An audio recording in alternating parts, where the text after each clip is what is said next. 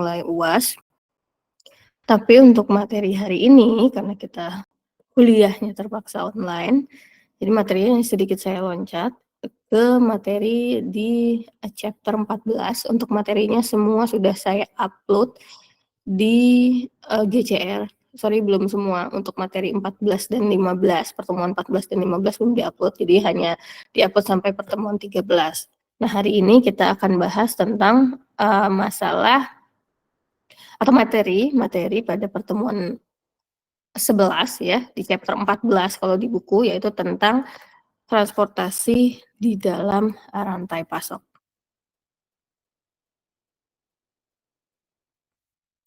Oke, kenapa saya ngambil materi ini? Ya karena kuliah kita online ya, saya tidak mau terlalu banyak perhitungan. Ini pun sudah saya fasilitasi online, masih banyak yang terlambat ya. Baru berapa persen ini yang hadir dari peserta kelas. Oke, transportasi di dalam rantai pasok. Kalau kita tarik mundur kembali materi kita pada saat pertemuan 2 dan 3 ya tentang supply chain drivers atau penggerak rantai pasok. Salah satunya itu adalah transportasi. Ya, jadi penggerak logistik juga transportasi. Bagaimana produk ya atau objek itu dapat berpindah, yaitu dilakukan dengan transportasi. Jadi secara definisi transportasi itu dapat dikatakan sebagai perpindahan objek. Ya, perpindahan objek baik itu barang jadi, work in process ataupun misalnya raw material ataupun nanti misalnya passenger atau penumpang ya. Intinya objek yang dipindahkan dari satu titik ke titik yang lainnya, ke titik sumber ke titik tujuan ya, antar point to point. Oke, jadi di dalam transportasi di dalam rantai pasok ini kita ingin melihat seperti apa sih nanti ya peran transportasi di dalam rantai pasok. Kalau kita ketahui kan itu salah satu penggerak kemarin ya, salah satu drivers dalam rantai pasok. Lalu juga kita lihat seperti apa nanti kelebihan dan kekurangan dari masing-masing mode transportasi yang ada. Jadi kita evaluasi. Ini juga sebagai pertimbangan perusahaan nantinya untuk memilih ya. Baiknya kita mendistribusikan itu dengan menggunakan mode yang mana sih gitu ya. Lagi-lagi kembali ke biaya yang jelas pertama ya. Minimalkan biaya, terus juga dapat menjaga kualitas pasti ya. Lalu berikutnya juga peran infrastruktur dan kebijakan yang ada di dalam transportasi.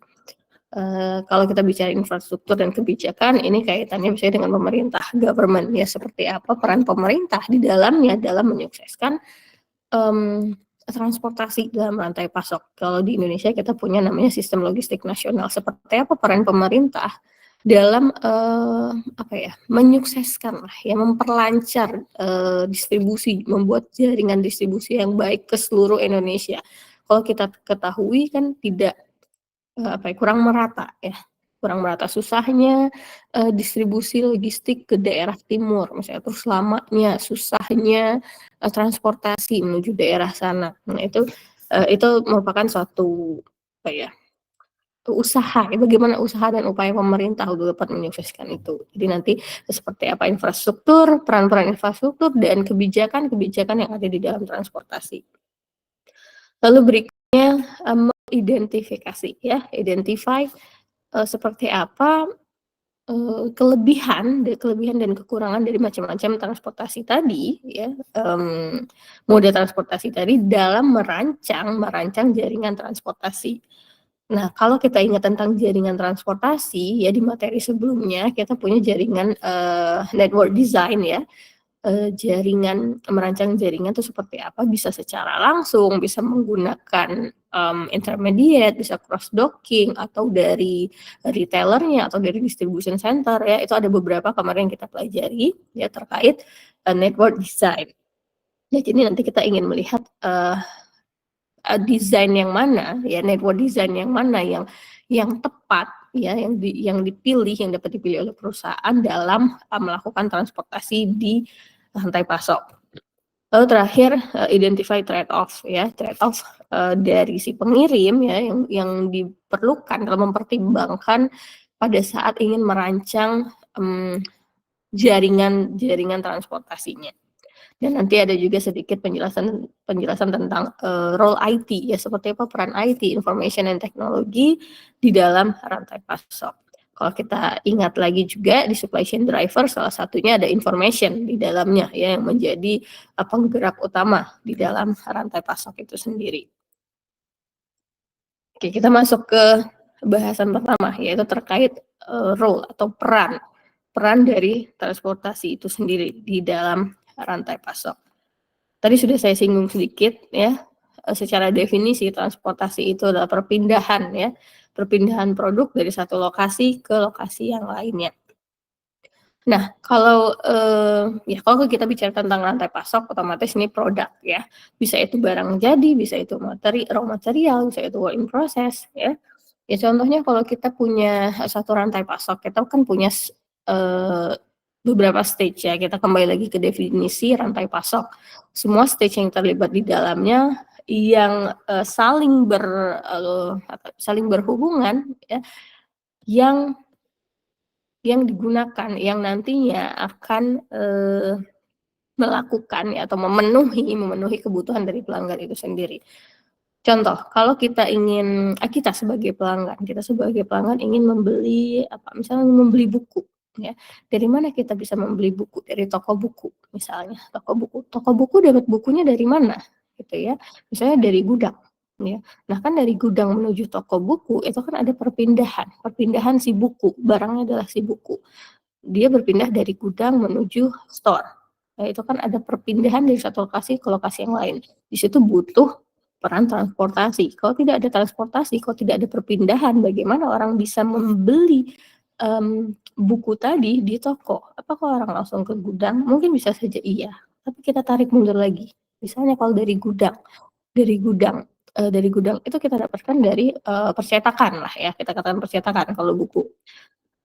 Mmm Kalau dari percetakan, ke gudang, mungkin bisa saja kita langsung ke gudang, ya tapi kalau ke percetakan apakah akan lebih, efisien untuk pembelian buku ke percetakan?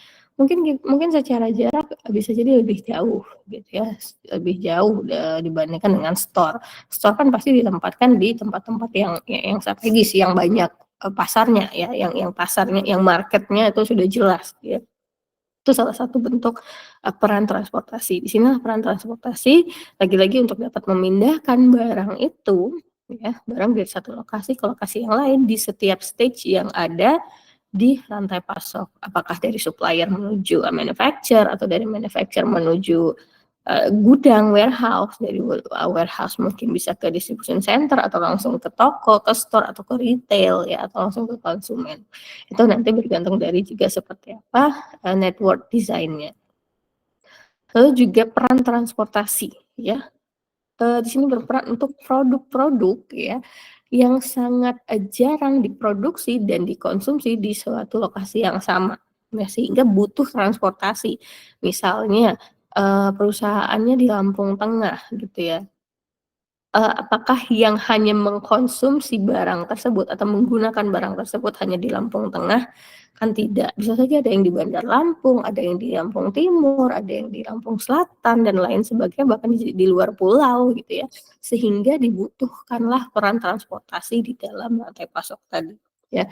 Jadi ternyata tidak hanya, pelanggan yang di daerah Lampung Tengah saja yang, memiliki demand terhadap produk tersebut, bisa saja di luar, pulau bahkan ya, sehingga dibutuhkanlah peran transportasi di dalamnya.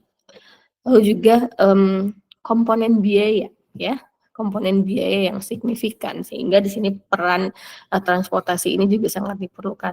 Ada biaya, kita bicara tentang biaya di dalamnya. Ya jadi, seperti apa nanti pengiriman produk-produk tersebut, yang dapat lagi-lagi kalau kita bicara biaya pasti ingin meminimasi biaya yang dikeluarkan oleh, perusahaan. Lalu juga, shipper, si pengirim ya butuh untuk memindahkan produknya, mengirimkan produknya. ya. Supaya apa? Supaya lagi-lagi kembali ke tujuannya itu untuk memenuhi kebutuhan dari, customer, dari pelanggan. Ya, dan carrier ya, si carrier ini, pengirim ini juga memindahkan atau mengirimkan barang-barang tersebut, itu peran dari transportasi di dalam rantai pasok ya. Movement of product ya, tidak hanya barang jadi, tapi juga bisa saja dengan, raw material, work in process, dan juga barang jadi, itu berpindah dari suatu lokasi ke lokasi yang lain ya. Itu peran transportasi di dalam rantai pasok. Lalu berikutnya ada mode transportasi ya, mode-mode transportasi dan seperti apa karakteristik dari, performance atau kinerja masing-masing moda tersebut ya. Di sini ada 7 ya, secara, detail mungkin ya, mungkin ada yang pernah ngambil mata kuliah transportasi juga. Yang pertama ada, udara, air ya, moda udara ya.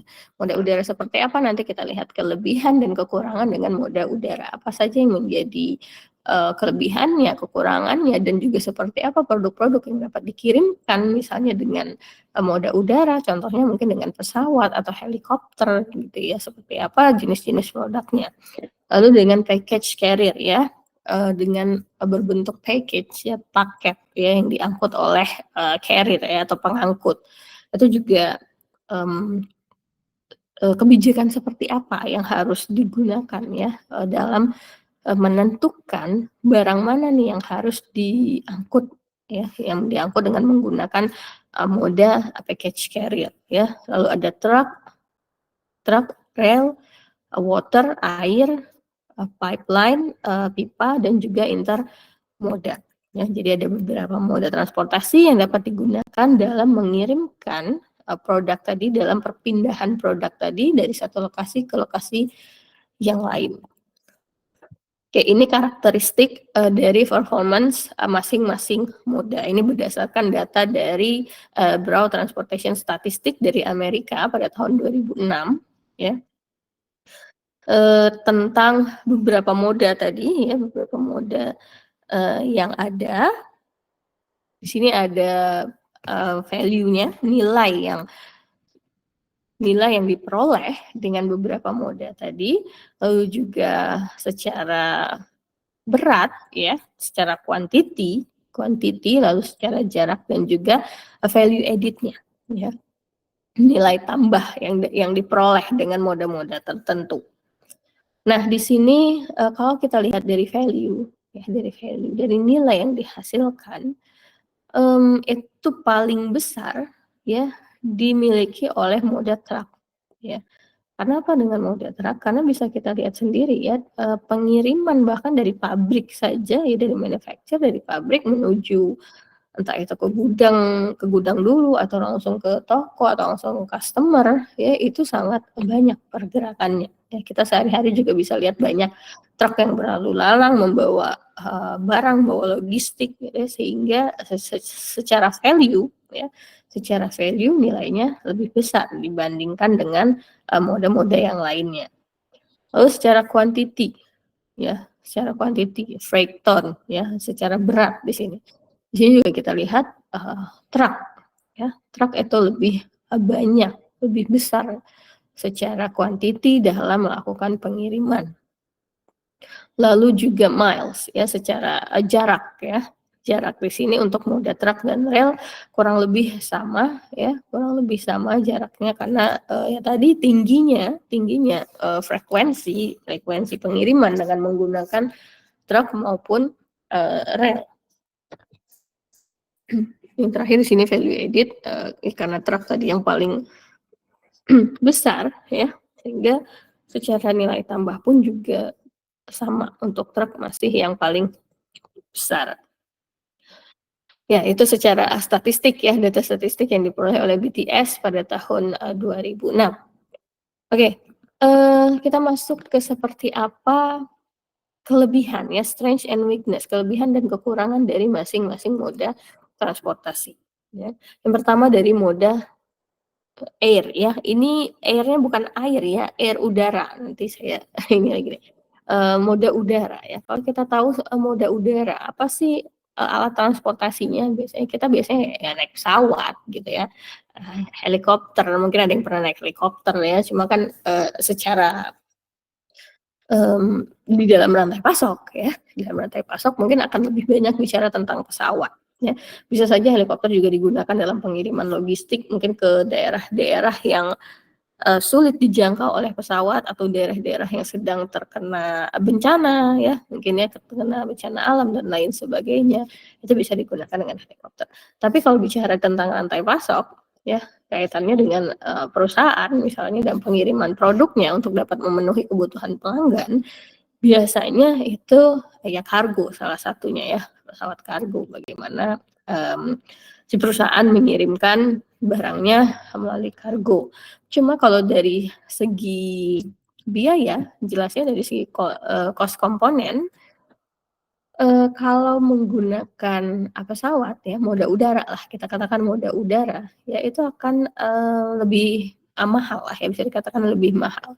Karena apa? Yang pertama infrastrukturnya infrastrukturnya dan juga equipment-nya, perlengkapannya. Karena ya, pesawat, ya tidak,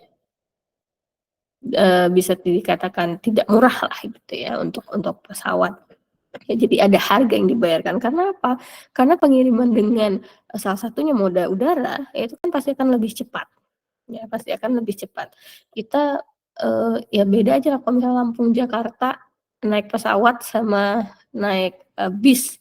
Yang lebih cepat sampai kan naik pesawat ya, cuma ada harga yang dibayarkan lebih di sana.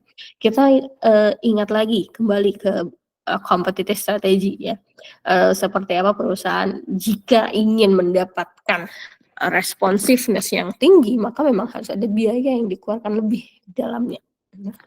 Nah, di sini juga terkait, labor ya dan, bahan bakar, seperti apa pekerja dan bahan bakar.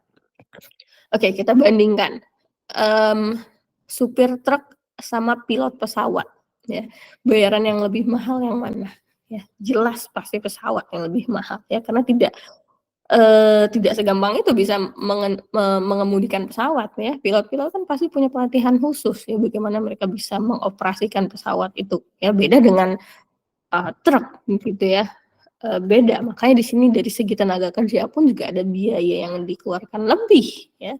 Untuk, melakukan pengiriman dengan, moda udara dan juga bahan bakar. Nah, bahan bakarnya juga pasti akan lebih, mahal lah ya dan juga, jumlah yang digunakan pun juga akan lebih besar.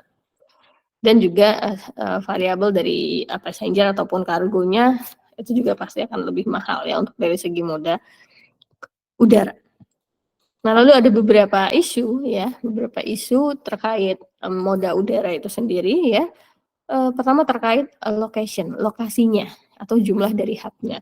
Karena tidak semua daerah itu punya, bandar udara lah, misalnya bandar udara ataupun misalnya, mmm, lintasan helipad gitu ya. Tidak semua lokasi punya, sehingga itu menjadi salah satu kekurangan ya. Bisa saja ternyata di suatu daerah lah misalnya ya, suatu daerah, mmm untuk mencapai ke sana, ya kita kalau moda udara kita harus ke bandara tertentu dulu, nanti, mengirimkan lagi misalnya entah pakai kapal dulu atau langsung, menggunakan truk, rel, atau apapun itu ya, karena keterbatasan lokasi tadi. Lalu berikutnya assignment ya, fleet assignment, penugasan dari, eee, armadanya sendiri ya, penugasan pesawatnya misalnya ya. Karena kan, kalau kita lihat traffic dari moda udara itu sendiri walaupun tidak terlihat ya, beda dengan kita di darat. Di darat tuh jelas kita kelihatan, oh banyak mobil, banyak motor. Kalau di udara kan kita tidak bisa melihat ya secara langsung. Tapi bagaimana, iya bagian, assignment di sana, menugaskan armada itu ya cukup, sulit ya karena banyaknya tadi, salah satunya permintaan ya, permintaan dalam entah itu pengiriman, kargo ataupun, passenger. Ya kalau misalnya, bisa kita lihatlah kemarin baru-baru ini kan, masih dalam suasana lebaran ya, orang-orang banyak yang, demand lah ya, demand terhadap penggunaan pesawat pun, tinggi ya, tinggi. Orang pengen mudik dan lain sebagainya. Nah itu, menjadi traffic salah satunya di beberapa bandara, apalagi bandara besar ya, bandara besar. Itu kita lihat, pesawat suka ngantri ya, bukan cuma mobil yang ngantri, pesawat juga ngantri. Nunggu dulu ada yang mau landing, ada yang mau take off, itu kan mereka harus bergantian. Nah itu kan cukup, eee, butuh, effort lah ya, butuh waktu, juga salah satunya butuh tenaga untuk dapat meng-assign, fleet tadi, armada-armada tadi dengan menggunakan, moda udara tadi, salah satunya itu pesawat terbang. Schedule, schedule-nya juga. Jadi semakin, tinggi intensitas tadi dari moda tadi, otomatis ya harus, sering di-maintenance ya, karena kita tahu moda udara itu ya memang, cepat ya, salah satunya cepat, tapi tingkat resikonya ya cukup tinggi jika memang, terjadi, apa ya, misalnya terjadi sesuatu yang tidak inilah di mesinnya gitu ya, maka memang harus, sering di-maintenance untuk salah satunya moda udara. Lalu, penugasan juga ya, penjadwalan dari, krunya sendiri ya, penjadwalan dari kru. Kalau kita lah sebagai penumpang pesawat gitu ya, kadang kita naik pesawat ya, naik pesawat yang sebelumnya sudah terbang itu entah dari mana gitu ya. Jadi, kru-kru, penjadwalan kru itu pun juga menjadi salah satu isu ya, salah satu isu di dalam moda udara karena dalam sehari misalnya satu orang, kru pesawat itu bisa berapa kali terbang ya, berapa kali terbang dalam satu hari itu sendiri. Lalu juga harga dan, availability-nya, ketersediaannya. Karena ya keterbatasan jumlah misalnya ya, kita tahu harga pesawat itu tidak murah pasti ya, harga pesawat tidak murah, harga bahan bakarnya lagi, terus juga harga bukan harga, bayar karyawannya, bayar, pilotnya gitu ya, bayar, krunya, itu kan tidak murah ya, sehingga itu menjadi salah satu keterbatasan, moda udara khususnya dalam, rantai pasok atau supply chain ya. Jadi perlu, pertimbangan ya dari perusahaan kenapa ya, se-urgent apa sih, diperlukannya, pengiriman dengan moda udara, ya itu untuk moda udara. Lalu berikutnya dengan package carrier ya, yang diangkut menggunakan paket. Contohnya itu ya yang, ekspedisi lah ya, ekspedisi, kita bicara tentang ekspedisi. Kalau di luar negeri itu ada FedEx, yang Indonesia kan, banyak ya, banyak banget lah, pokoknya saya nggak usah sebutin, pasti udah tahu juga semua ya, dengan menggunakan paket-paket ya, paket. Nah untuk, pengiriman dengan paket ini ya pasti mereka punya batasan-batasan tertentu juga ya, batasan-batasan tertentu sendiri. Jadi seperti apa, dari segi beratnya ya, dari segi beratnya yang harus, dipenuhi ya, pasti tidak boleh, melebihi lah ya, melebihi kapasitasnya itu sendiri. Lalu dari segi biaya pun juga, mahal mahal. Contoh misalnya, saya waktu, pindahan ya dari luar pulau lah ya, luar pulau mau kembali ke Sumatera, dari Jawa mau Sumatera, pindahan itu barang saya banyak banget ya. Kalau misalnya saya kirim pakai, yang kecil-kecil yang satuan gitu kan, itu pasti akan lebih mahal ya, pasti lebih, murah menggunakan paket gitu ya, lebih murah menggunakan paket. Cuman perlu dilihat juga ya beratnya ya, bergantung dari, beratnya tadi sebesar apa sih, bukan sebesar apa, iya sebesar apa berat yang akan dikirimkan ya dengan menggunakan, paket-paket tadi, ya pasti akan lebih, mahal kalau untuk perusahaan ya, kalau untuk pribadi mah ya nggak masalah kan, cuma hanya sekali kirim. Kalau perusahaan menggunakan, paket, misalnya saya perusahaan apa ya, perusahaan beras misalnya gitu ya, saya harus mengirimkan beras sebesar misal, 1 ton ya. Masa iya saya mau ngirim pakai, ekspedisi gitu ya, pakai ekspedisi, si beras-beras yang 1 ton tadi, ternyata kalau sekali pengiriman misalnya cuma 100 kilo itu biayanya, Rp1.000.000 misalnya, let's say Rp1.000.000 gitu ya.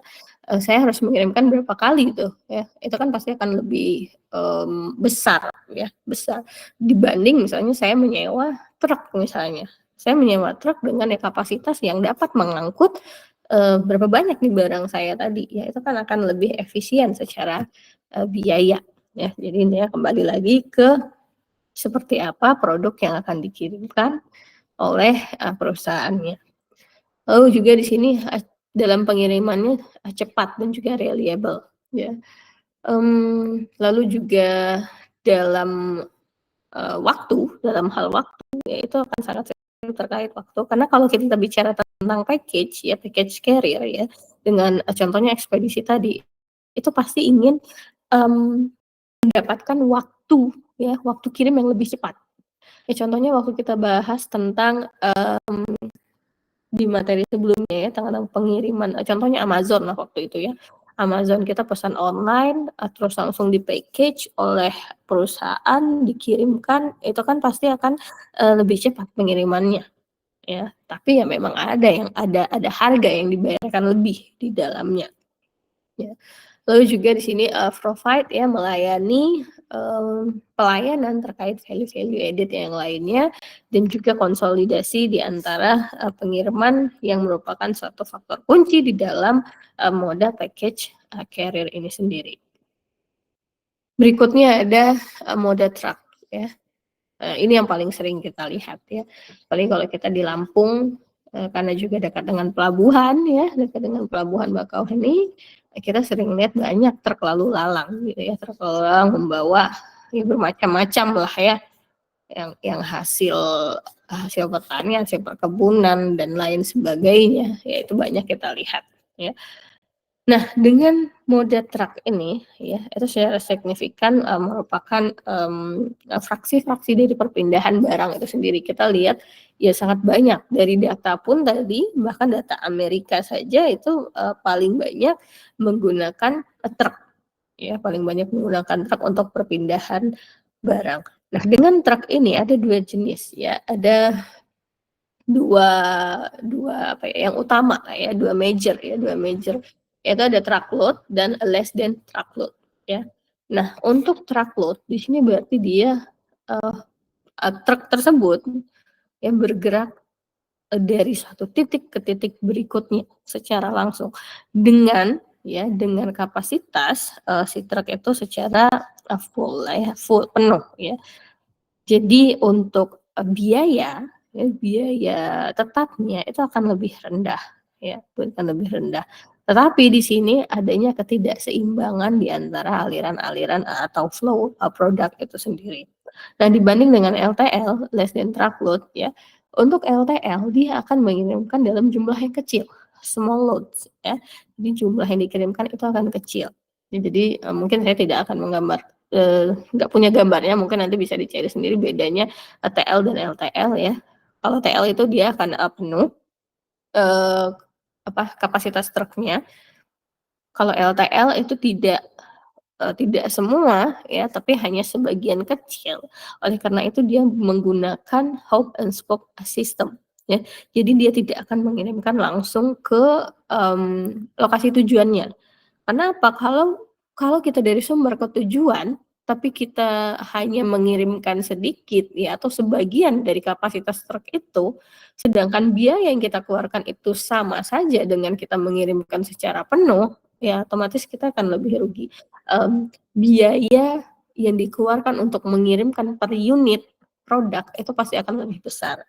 Oleh karena itu digunakan hub and spoke system ya. Jadi, kalau kita menggunakan LTL, dari sumber misalnya dari pabrik kita mengirimkan dulu misalnya ke distribution center, baru nanti di storage di sana, disimpan di sana, terus nanti dari, truk yang lain juga menyimpan di sana, dari situlah dari distribution center nanti baru disebar ke, ya ke mana pun, entah ke store ataupun langsung nanti ke, customer. ya. Sehingga ya secara waktu pun juga akan lebih lama ya, may take longer than, TL. Karena dia harus, transit dululah istilahnya seperti itu. Dia harus dari sumber harus transit dulu ke titik transitnya, ya dari titik transit nanti setelah terkumpul dari tempat-tempat yang lain baru dikirimkan lagi ke tujuan, sehingga secara waktu dia akan lebih, lama dalam pengirimannya. Itu dari moda truk ya. Lalu berikutnya dengan moda rel ya. Rel kita lihat kereta ya, biasanya kereta. Nah, untuk kereta ya atau moda rel, maaf moda rel itu, memindahkan komoditas dengan jarak yang jauh ya. Ya contohnya, di Lampung kan juga ada ya kereta. Kita lihat, beberapa kereta bisa yang penumpang, bisa yang batu bara yang kita lihat ya, itu kan jaraknya jauh. Ya dan juga kapasitas, ya. Kapasitas mmm, yang dibutuhkan itu juga dalam jumlah besar.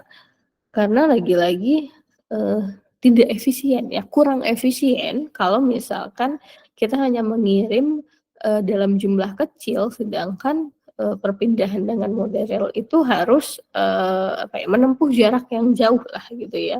Misal dari mana, Batubara, dari, Tanjung Enim, Muara Enim, misal dari Lahat daerah sana Baturaja gitu ya, dari Sumsel ke Lampung. Cuma ngirim 2 gerbong misalnya gitu, udah jaraknya jauh, biaya yang dikeluarkan mahal, ya tidak efisien gitu ya kalau hanya untuk, small load tadi ya, untuk jumlah yang kecil. Sehingga dalam, jarak yang jauh, large distance tadi ya, long distance tadi, ya kita butuh juga, mempertimbangkan bahwa jumlah yang harus kita kirimkan itu, yang harus kita transportkan tadi, itu juga dalam jumlah yang besar. Lalu berikutnya high fixed cost ya, biaya tetapnya juga lebih tinggi ya karena, rel kereta kayak gitu ya. Contohnya kereta itu kan, tidak banyak lah ya, apa ya, tidak masif ya produksinya, tidak sebanyak truk tadi. Kalau truk kan mungkin pasti akan lebih murah ya, hanya untuk tertentu dan juga fasilitasnya. Fasilitasnya apa sih? Ya rel ya, rel, stasiun, ya, belum lagi kalau besi-besi relnya ada yang nyuri gitu kan, itu kan harus, keluar lagi biaya-biaya untuk, infrastrukturnya. Lalu juga, schedule ya, seperti apa menjadwalkan ya, menjadwalkan untuk dapat memaksimasi utilitasnya, utilization, di dalam rel itu sendiri, baik itu dari, armadanya, dari keretanya, dari infrastrukturnya, dari, pekerjanya, ataupun dari bahan bakarnya, ya itu harus, dijadwalkan, lagi-lagi penjadwalan juga ya. Lalu transportation time ya, waktu transportnya bisa, lebih lama ya, bisa lama. Yang tadi karena jaraknya yang jauh, pertama jaraknya yang jauh, terus juga, infrastrukturnya infrastruktur yang, bisa dibilang ya rel kan sudah ada, apa ya, jalur tertentu lah ya, tidak tidak banyak rute yang bisa dipilih ya. Beda beda dengan, moda darat tadi, dengan truk tadi. Kalau misalnya kita nggak bisa lewat jalan A, ya kita bisa cari jalan B, ya gitu ya. Sedangkan kalau menggunakan apa, mmm, kereta rel tadi, moda rel, kalau misalnya lintasan yang ingin kita lewati itu tadi ya, ternyata ada, kereta lain nih yang sedang melewati juga gitu ya, mau tidak mau kita harus menunggu, ya, mau tidak mau kita harus menunggu, ya kalau nggak nunggu gimana, mau Mau mau lewat mana, nggak bisa belok gitu ya, si keretanya nggak bisa turun ke jalan gitu kan, mau tidak mau harus lewat lewat rel itu sendiri. Makanya, secara waktu ya, itu akan lebih, lama ya dengan menggunakan, moda rel. Lalu berikutnya moda water atau air. Di sini, terbatas ya untuk beberapa area geografis. Ya jadi kalau misalnya antar pulau ke pulau, itu kan mau tidak mau menggunakan, moda air ya, menggunakan kapal, ya sejenis kapal dan lainnya lah ya, untuk melakukan perpindahan, produknya tadi ya. Lalu juga, laut ya, laut ASDP juga di sini sistemnya, lalu, coastal seperti apa, apa ya, transportasi, air itu sendiri ya, ASDP kan bisa kita lihat, sungai, danau gitu ya, lautan sungai, danau, ya contohnya, di Lampung ada ya gitu, di Sumatera kan banyak sungai, terus juga kayak kita lihat di Kalimantan, itu kan, sungainya besar-besar, mereka pun juga banyak menggunakan moda air salah satunya ya. Kalau laut ya, ya di Bakau lah ya, Bakau Merak itu salah satu, moda, water ya, ada, transportasi laut di dalamnya. Dan juga di sana tidak hanya penumpang, kan kan kalau kita naik kapal kita lihat ada truk bawa, pisang, kadang ya bawa apalah gitu ya, bawa barang-barang ya yang dikirimkan, baik, dari luar ataupun ke dalam, Sumatera. Lalu dengan moda air ya itu very large load ya, kapasitasnya ya, muatannya itu sangat besar dengan biaya yang sangat rendah ya. Jadi kita lihat kapal itu kan, besar ya, sangat besar. Load-nya, muatannya. Nah, kalau kita naik kapal feri aja gitu ya, mau ke Merak, itu kan ada berapa banyak mobil yang bisa masuk gitu ya. Belum mobil penumpang, belum mobil truk yang bawa-bawa, produk, bawa logistik gitu ya.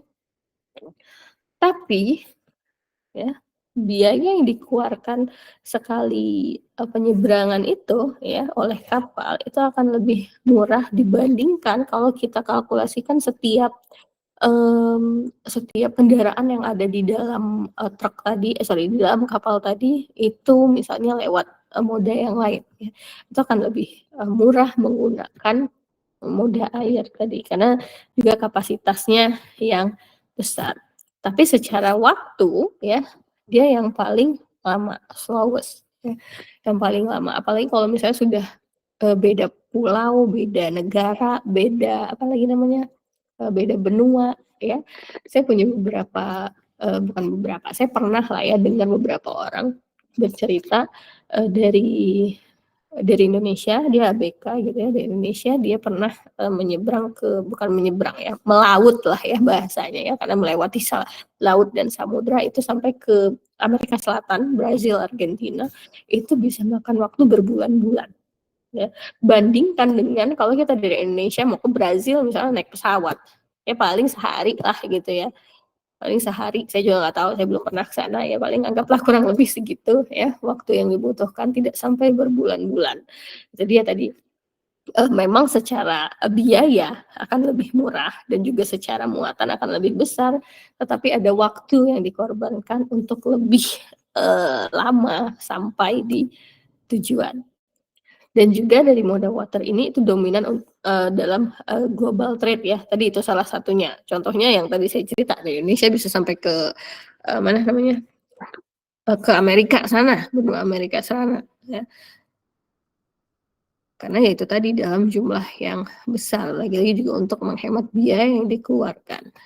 Dan juga, ya dapat mengirimkan kontainer ya, mengirimkan kontainer. Kalau pakai truk mungkin juga bisa ya, pakai kontainer.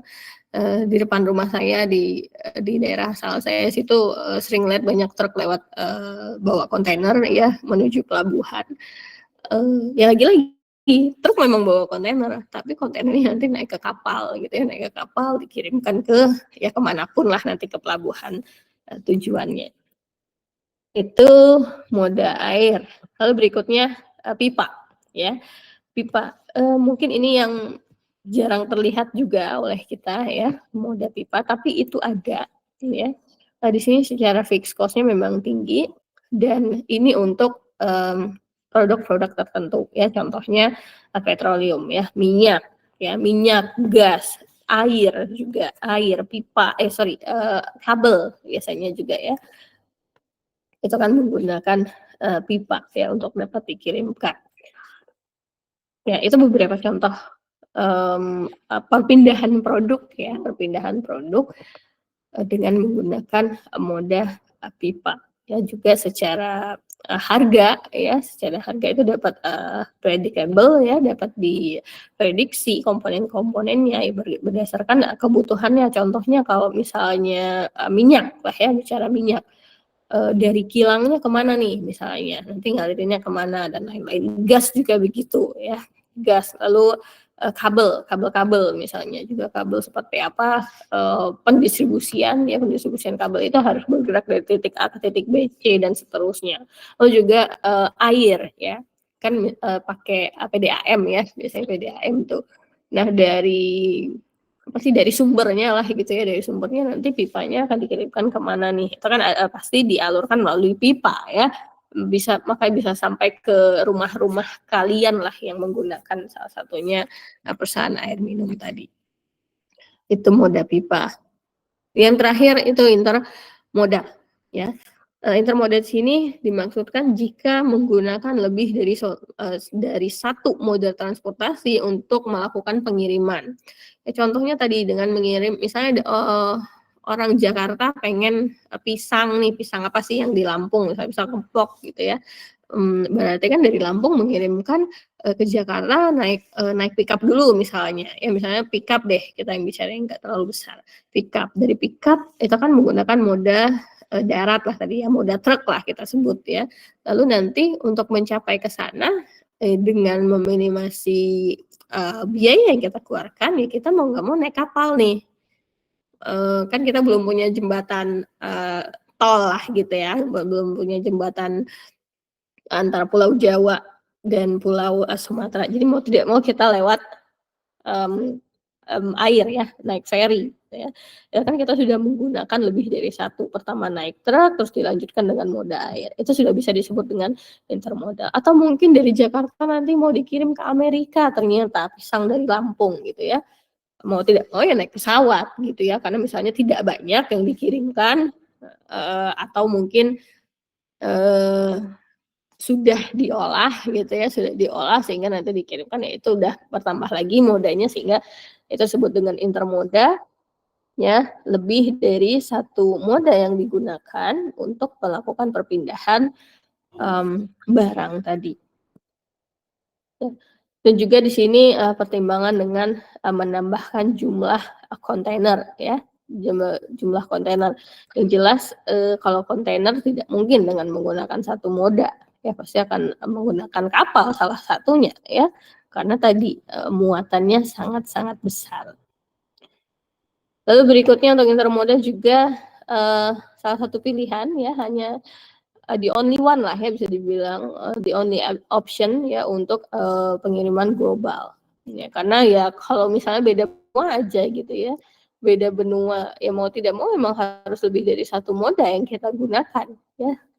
Ya contohnya oke kalau naik pesawat dari Indonesia ke Amerika tadi, tapi menuju ke bandaranya masa iya, naik apa, naik pesawat lagi, kan tidak gitu ya. Bisa aja yang jelas pasti menggunakan salah satunya truk tadi lah ya, dibawa dulu ke bandara karena tadi keterbatasan moda udara, tidak semua lokasi punya, bandar udara lah contohnya ataupun, mmm, apalagi contohnya, helipad atau apapun lah gitu, tidak semua punya, lokasi untuk, moda udara. Ya, itu beberapa, moda yang ada di dalam transportasi di dalam rantai pasok. Berikutnya terkait infrastruktur dan, kebijakan ya. Nah, di sini disebutkan pemerintah ya, pemerintah secara garis besar atau secara general itu punya, tanggung jawab lah ya, tanggung jawab atau punya peran yang, penting di dalam membangun dan mengatur infrastruktur. Ya, infrastruktur apa? Contohnya ya jalan ya, Eee, kan baru-baru kemarin ya beberapa waktu yang lalu, Lampung kan heboh ya karena jalannya yang, jelek sampai presiden pun datang waktu itu ya. Itu salah satu infrastruktur yang bisa dibilang, eee, jelek lah ya gitu ya, bisa dibilang kurang baik lah ya untuk mendukung ya, mensupport, logistik salah satunya ya. Nah, kenapa? Perlu dicari penyebabnya, kenapa jalan itu bisa jelek gitu ya. Apakah dari yang bikin jalan atau dari yang melewati jalan atau yang memelihara jalan misalnya gitu ya. Oh perlu dilihat nih, siapa nih yang lewat jalan-jalan tadi? Misalnya ada truk, oh perlu dilihat truk ini seperti apa muatannya ya. Kan banyak tuh kendaraan-kendaraan yang odol ya, over dimension, overloading. Nah, inilah yang perlu dibuat ya, kebijakan, maka ada kebijakan juga. Jadi saling berkaitan nih kebijakan dan infrastruktur. Oh sudah dibuat kebijakan, mmm, truk yang melewati jalan A, B, C, D, dan seterusnya, itu tidak boleh lebih dari, dimensi sekian, beratnya sekian gitu ya. Misalnya jembatan juga, kan jembatan suka ada yang, rusak, roboh gitu ya, itu karena ya, kendaraan-kendaraan yang over tadi ya, tidak sesuai dengan apa yang menjadi, batasannya yang sudah diatur oleh, pemerintah ya, sehingga ya itu, inilah yang dapat merugikan ya, merugikan pemerintah, merugikan pengguna jalan yang lain, sehingga ya perlu dibuat kebijakan ya, kebijakan orang-orang yang melanggar inilah yang nantinya ya, kayak bisa dibilang, bertanggung jawab juga ya dengan entah didenda atau dengan ada, peraturan yang lain misalnya ya. Ya itu, jadi perlu dijaga infrastruktur baik itu dari pemerintah ataupun dari, mmm, pengguna jalannya sendiri. Tapi tetap yang bertanggung jawab seperti apapun itu ya pemerintah perlu, maintenance, perlu, monitoring ya, monitoring dan, membangun ya. Membangun juga kalau misalnya tidak ada, belum ada jalan yang layak nih menuju suatu daerah, ternyata di sana juga butuh demand terhadap, mmm, barang-barang tertentu lah misalnya ya. Ya pemerintah harus membangun jalan ke sana, ya. Ya intinya, transportasi, di bidang infrastruktur dan, kebijakan itu akan saling berkaitan, di situ ada peran pemerintah di dalamnya, ya, dalam, baik itu membangun, baik itu dalam mengatur atau memonitoring, ya, terkait, infrastruktur-infrastruktur yang ada di, wilayahnya, khususnya kita di Indonesia. Ya contohnya juga dengan, sistem logistik nasional tadi yang saya sebutkan, dengan susahnya, pengiriman ya, pendistribusian barang-barang ke daerah timur, ya pemerintah harusnya juga, punya apa ya, punya andil di dalamnya ya, punya andil di dalamnya bagaimana supaya, pengiriman ya, pengiriman barang tadi itu juga, merata ya, kembali ke tujuan negara kita ya kan yang, sila kelima. Ya, keadilan bagi seluruh rakyat Indonesia. Kita harus adil, tidak hanya daerah Jawa dan Sumatera saja yang punya, ya, atau yang gampang menikmati misalnya barang-barang tertentu atau apapun itu ya. Ya berarti, saudara-saudara kita yang di daerah timur juga harus punya, mmm, kesempatan yang sama ya, punya kesempatan yang sama dalam menikmati apa yang bisa kita nikmati di Jawa, di Sumatera, misal seperti itu. Itu tugas, pemerintah ya salah satunya. Ya, ini secara, grafik seperti apa, mmm, flow-nya ya, flow dari atau aliran dari kendaraan itu dibandingkan dengan, biaya biaya dari, suatu perjalanan, ya. Oke, berikutnya di sini terkait, transportation network, jaringan transportasi. Seperti apa pemilihan perancangan ya dalam merancang jaringan transportasi?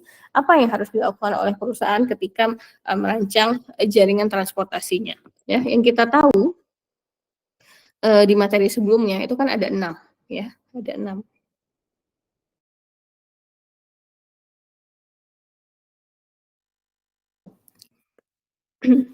Ya, bisa dikirimkan secara langsung, bisa menggunakan, intermediate ya, intermediary atau misalnya juga cross docking ya, dan lain sebagainya. Itu ada beberapa contoh, transportation network ya, dalam bagaimana mengirimkan barang eee, dari sumber ke tujuan. Ya jadi ada beberapa hal yang perlu, dipertimbangkan ya di dalam merancang jaringan. Itu yang pertama, eee apakah pengirimannya dapat dilakukan secara langsung atau menggunakan, intermediate tadi, ya. Ini nanti perlu ada perhitungan di dalamnya ya, seperti apa besarnya biaya pengiriman, mungkin lalu seperti apa, penjualannya per tahun dan lain sebagainya, sehingga perusahaan bisa menentukan. oh berarti kita sebagai perusahaan harusnya memilih dengan network secara langsung, misalnya jaringan secara langsung, kita ngirimkan secara langsung karena ternyata lebih murah dan lain sebagainya. Atau ternyata kita kalau kita evaluasi, kita baiknya menggunakan intermediate atau cross docking, atau misalnya kita mengirimkan ke multiple destination langsung, ya. Ya di sini ada beberapa hal, apakah menggunakan intermediate dengan stok produk, jadi intermediate tapi ditampung dulu nih barangnya tadi, disimpan dulu, atau menggunakan hanya cross docking location. Jadi perusahaan nanti ke cross docking baru langsung di deliver lagi ke masing-masing tujuan. Atau jaringan berikutnya yaitu dengan memilih rute dengan single destination, jadi dari pabrik langsung ngirim ke tujuan, entar kalau ke tujuan lain lagi, dia kembali lagi ke pabrik mengirimkan lagi, atau langsung ke multiple destination. Jadi dari satu titik, dia langsung bergerak ke banyak tujuan. Ya, ini beberapa contohnya. Ini direct shipment-nya ya secara langsung ya untuk single destination. Oke, supplier mengirimkan ke buyer ya, buyer pertama. Nah, setelah mengirimkan dari buyer pertama, dia tidak bergerak ke buyer yang lain ya, dia kembali dulu dari sini, supplier sini, atau misalnya menggunakan armada yang lain ya. Armada yang lain juga bergerak ke buyer yang lain. Jadi hanya satu pergerakan, satu tujuan ya. Satu tujuan. Itu direct shipment. Nah, ini bedanya dengan direct shipping with milk runs ya. Berarti dari satu supplier bergerak ke banyak destinasi. Contohnya ini supplier 1. Dari supplier 1 dia bergerak ke buyer 1. Setelah dari buyer 1 dia bergerak lagi ke buyer 2, misalnya ke buyer 3, 4 dan seterusnya. Ya, ini contohnya untuk yang multiple destination. Ya.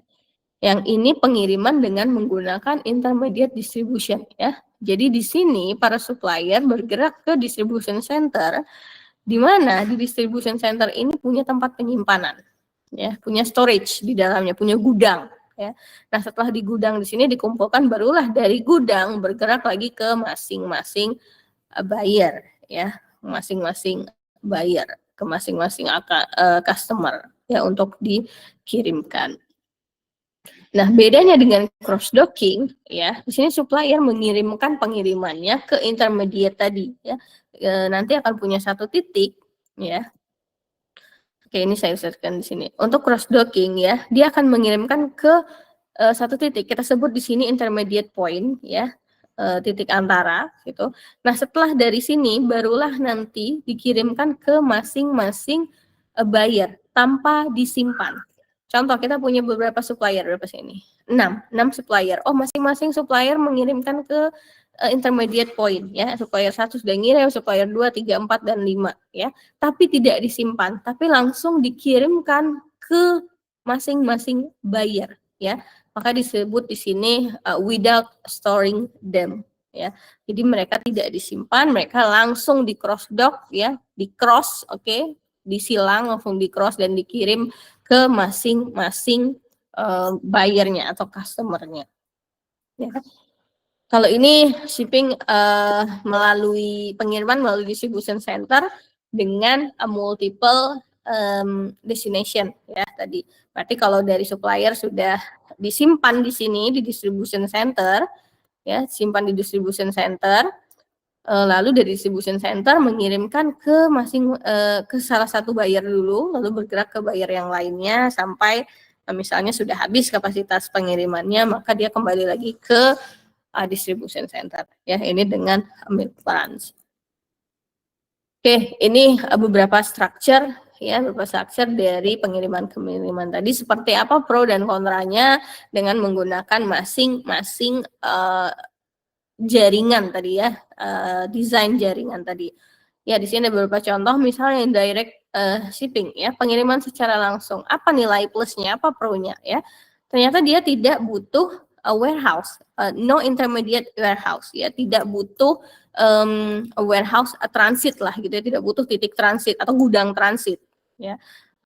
Berarti kan kalau dari segi biaya kita nggak perlu bikin gudang gitu ya. Kita nggak perlu bikin gudang transit, itu plusnya gitu ya.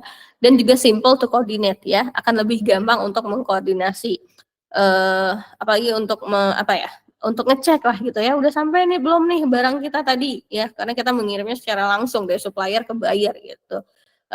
Si manajer atau siapapun misalnya bisa langsung kontak nih ke driver atau siapapun ya, penanggung jawabnya, apakah barang kita tadi sudah sampai ke buyer atau belum, hanya ke satu orang ya, karena kita mengirimkan secara langsung.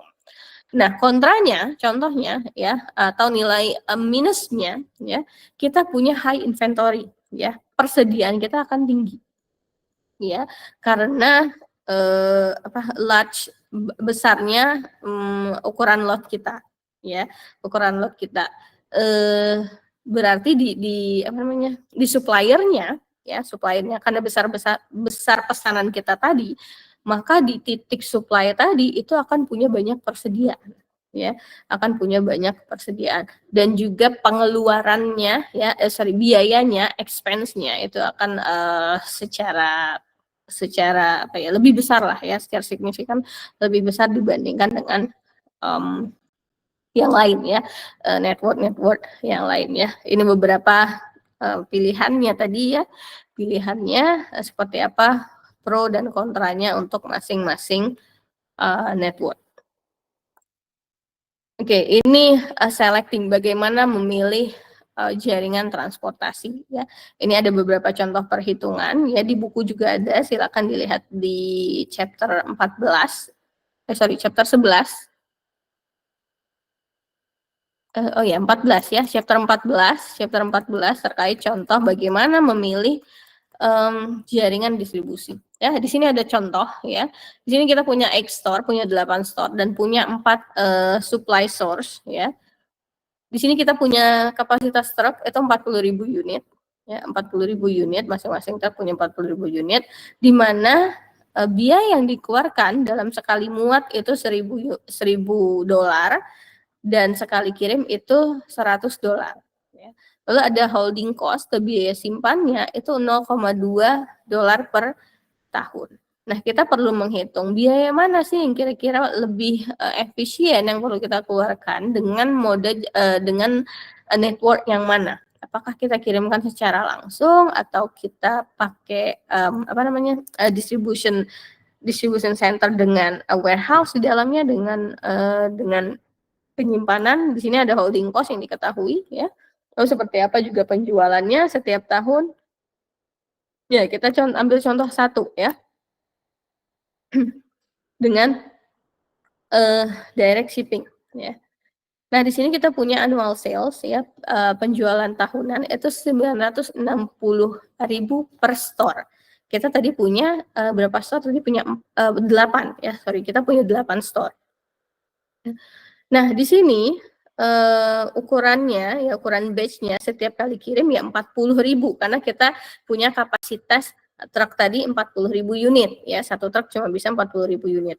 Maka dalam setahun akan terjadi pengiriman sebanyak 24 kali pengiriman ya, untuk satu store ya, untuk satu store. Sehingga kita hitunglah annual tracking cost-nya ya, biaya pengirimannya tadi ya. Tadi kita punya cost dalam memuat itu 1.000, cost pengiriman 100 ya. Kita kalikan ya, berapa kali tadi ngirimnya, biayanya berapa, terus berapa store dan berapa source tadi ya yang dimiliki oleh perusahaan. Ya, lalu ada average inventory, rata-rata inventory-nya, ini sebenarnya ada di bahasan di materi sebelumnya ya, di managing inventory terkait cycle inventory ya, itu hanya dibagi 2 nilainya ya, nilai dibagi 2 itu sebanyak 20.000 unit ya, sehingga 20.000 unit ini akan menjadi tersimpan ya, tersimpan di dalam gudang ya, sehingga di sini ada 20.000 dikali 0,2 karena 0,2 tadi adalah biaya simpan, holding cost kita ya. Jadi kita punya total biaya ya dalam 1 tahun, yaitu biaya pengiriman kita tadi ya, dengan 24 kali pengiriman dan 8 store 4 supply source ya, itu ada sebesar $844.800 dan biaya simpannya itu sebesar 128. Ya, berarti kita punya totalnya $972.800. Itu menggunakan direct shipping, ya, pengiriman secara langsung. Ya, lalu bagaimana misalnya dengan milk runs ya dan lain sebagainya. Ya, ini contoh milk runs ya. Dengan milk runs ternyata di sini kita lihat berapa nih? Lebih besar ya. Lebih besar ternyata untuk biaya yang dikeluarkan. Ya, dikeluarkan oleh perusahaan. Dan beberapa contoh yang lainnya ya. Ya nanti bisa kita bahas lebih lanjut untuk biaya. Intinya bagaimana memilih transportation network, bagaimana memilih rancangan ya, rancangan jaringan dalam perusahaan untuk meminimasi biayanya. Oke, berikutnya trade off ini tidak akan saya jelaskan dulu. Berikutnya masuk ke role IT ya, peran IT ya di dalam transportasi ya.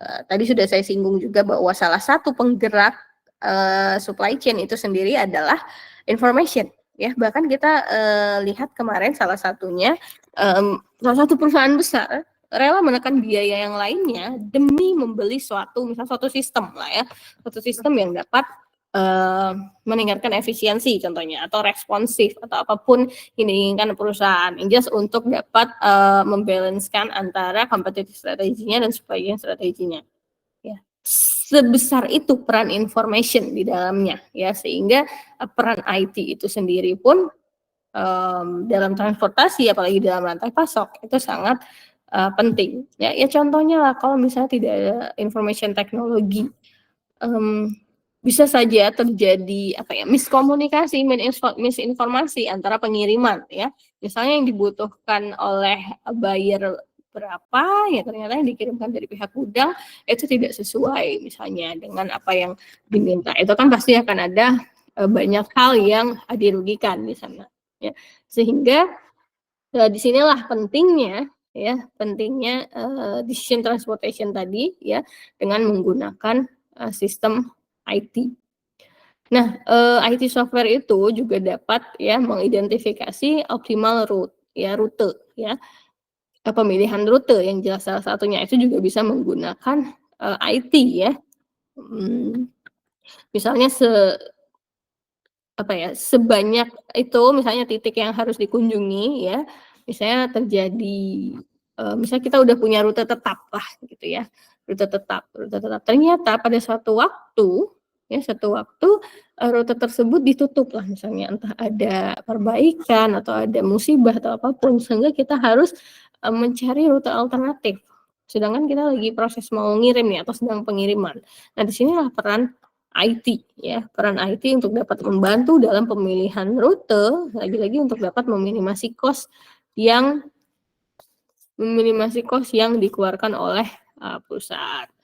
Lalu juga di sini bagaimana mengoptimalkan ya utilisasi dari armadanya itu sendiri. Ya, dan juga penggunaan GPS jelas ya. Itu juga sangat penting. Oke, berikutnya di sini terkait manajemen risiko ya. Risiko-risiko apa saja yang mungkin terjadi yang perlu dipertimbangkan di dalam pengiriman ya. Pengiriman di dalam rantai pasok. Yang pertama, risiko bahwa pengiriman itu dapat delay atau terlambat. Ya. Atau yang kedua, ada gangguan ya. Entah itu bencana alam misalnya atau apapun. Ya. Yang ketiga terhadap material-material yang berbahaya atau zat-zat kimia biasanya atau misalnya gas-gas berbahaya. Ya. Nah, seperti apa strategi dalam memitigasi risiko tersebut? Ya. Yang pertama kita harus mengurangi probabilitasnya. Kita perlu tahu nih bagaimana menghandle gangguan-gangguan tadi. Ya, seperti apa gangguan tadi dapat diantisipasi. Oh, kalau misalnya ternyata terjadi bencana apa yang harus kita lakukan? Kita harus cepat dalam mengambil keputusan ya, supaya ya dalam transportation tadi, dalam pengiriman tadi tidak terjadi keterlambatan atau mungkin gangguan-gangguan yang lainnya ya. Makanya butuh tadi salah satunya peran IT dalam mencari salah satunya yaitu alternatif rute. Ya, alternatif rute apa yang harus keputusan apa yang harus diambil segera untuk dapat melanjutkan pengiriman tadi ya. Dan juga untuk material-material yang berbahaya ya juga perlu digunakan modified container. Misalnya tempat-tempat tertentu lah ya yang dapat menjaga barang-barang yang berbahaya tadi supaya tidak mengganggu ya, tidak mengganggu dalam perjalanan. Ya. Contohnya untuk barang-barang berbahaya pasti sudah dipersiapkan ya seperti apa bentuk tempat penyimpanannya ya, seperti apa perlakuannya ya, seperti apa jenis armadanya gitu ya. Supaya ya barang tadi dapat dikirimkan ya, dapat dikirimkan sampai ke tujuan. Itu tadi tepatnya pemilihan moda ya, pemilihan moda dalam pengiriman barang juga bergantung dari produknya. Ya contohnya kalau mau ngirim es kristal gitu, masa iya naik apa namanya, naik pickup gitu yang bak terbuka, belum nyampe tujuan udah meleleh itu si es tadi gitu kan, sehingga butuh kendaraan khusus ya, kendaraan khusus yang dapat mengirimkan es tadi, es kristal tadi, atau juga produk-produk yang lainnya gitu ya. Misal mau ngirim ayam hidup gitu ya, masa iya pakai box tertutup gitu ya, box tertutup kan tidak mungkin gitu ya, mau napas pakai apa itu si ayam-ayam tadi ya. Jadi perlu disesuaikan lah ya dengan jenis produk yang dikirimkan. Oke, ya ini hanya terkait seperti apa pengambilan keputusan dalam transportasi pada praktiknya. Ya lagi-lagi kembali harus menyelaraskan ya antara transportation strategi dan kompetitif strateginya, yaitu kaitannya dengan responsif dan efisien. Ya, seperti apa kita bisa tetap respon terhadap demand ya, terhadap demand customer, dan juga tetap efisien dalam penggunaan apa contohnya sumber daya kita, resource kita, entah itu manusianya, maninya ya, ataupun informationnya ya, itu bagaimana pengambilan keputusannya. Lalu juga perlu mempertimbangkan terkait transportasi yang kita miliki sendiri, perusahaan miliki sendiri, atau perlu di outsource ya, perlu disewa, karena tidak semua perusahaan itu memiliki armadanya sendiri. Ada perusahaan-perusahaan yang menyewa ya, yang menyewa armadanya, transportasinya ya. Kembali lagi ke pertimbangan biaya yang dikeluarkan. Lalu berikutnya menggunakan teknologi ya. Tadi peran IT di dalamnya. Peran IT untuk dapat membantu mengimprove yang jelas lagi-lagi ke responsif ya, bagaimana bisa responsif dan efisien dalam transportation performance-nya. Dan yang terakhir design flexibility ya untuk jaringan transportasinya. Tadi sudah diperlihatkan sekilas seperti apa nih kita bisa menghitung besarnya biaya yang kita keluarkan, apakah dengan direct shipping atau misalnya dengan intermediate dan lain-lain network yang lainnya ya, kita bisa fleksibel ya, fleksibel dalam mendesain jaringan transportasi. Oh, kalau ternyata dengan distribution center ya, biasanya kita ngirim dengan distribution center misalnya. Ternyata gudang kita lagi renov nih ya, lagi renov. Sehingga kalau kita mau nyewa gudang lain, misalnya jaraknya jauh atau biaya sewanya mahal, mau tidak mau kita harus ubah network kita menjadi direct shipping misalnya ya. Dan kita harus bisa lebih fleksibel ya, perlu dikalkulasikan mana nih yang lebih efisien. Apakah kita menyewa gudang yang lain ya, atau misalnya kita merubah network kita ya menjadi direct shipping, atau misalnya milk runs tadi ya, dan lain sebagainya. Itu yang perlu dipertimbangkan dalam mengambil keputusan di transportasi pada praktiknya ya, dalam dunia nyata. Oke, itu materi untuk hari ini terkait transportasi di dalam rantai pasok ya. Sebenarnya kita harusnya belajar dulu nih tentang managing inventory dulu karena kita punya drivers ya, punya supply chain drivers ya, ada inventory, transportation ya di dalamnya. Saya ambil dulu yang transportation karena kita kuliah online ya, jadi cukup seperti apa saya jelaskan nanti bisa dibaca. Teman-teman silakan baca bukunya di chapter 14 ya, di sana ada beberapa contoh ya. Saya nggak perlu jelaskan contoh kalau di kelas online ya, nanti kalian bisa baca. Kalian juga nggak bisa diskusi di sini. Jadi silakan nanti dibaca sendiri. Ya, saya harap materi untuk transportation ini dibaca ya, walaupun kita kuliahnya online, setidaknya saya sudah menyampaikan materinya. Kalian silakan mendalami lagi untuk case-case apa sih yang pernah terjadi gitu ya di dalam transportation di bidang rantai pasok. Oke, mungkin itu untuk materi hari ini ya. Sebelum saya tutup, silakan jika ada yang ingin ditanyakan atau didiskusikan terlebih dahulu.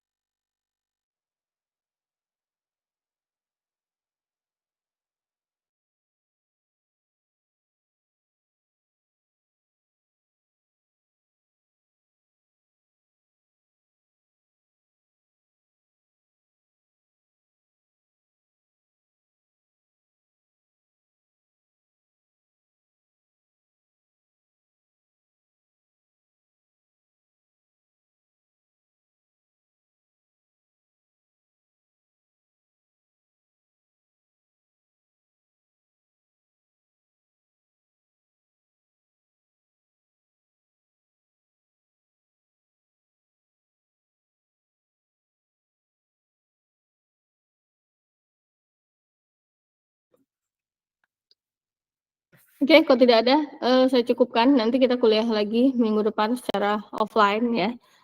Dengan catatan, kan kita masih punya utang beberapa pertemuan ya. Mungkin nanti setiap minggunya saya minta kesediaannya untuk kita cari jadwal pengganti ya, entah itu di hari Jumat, Sabtu, atau Minggu ya, mungkin di antara 3 hari itu nanti saya diskusikan lebih lanjut lah ya, entah itu dengan ketua kelas atau ketua kelas dengan kalian sekelas gitu ya.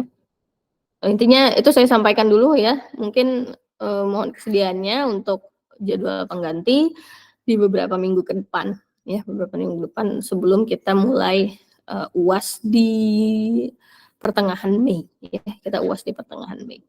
Oke, mungkin itu saja dari saya. Saya tutup ya, kalau gitu saya tutup. Selamat pagi, assalamualaikum warahmatullahi wabarakatuh.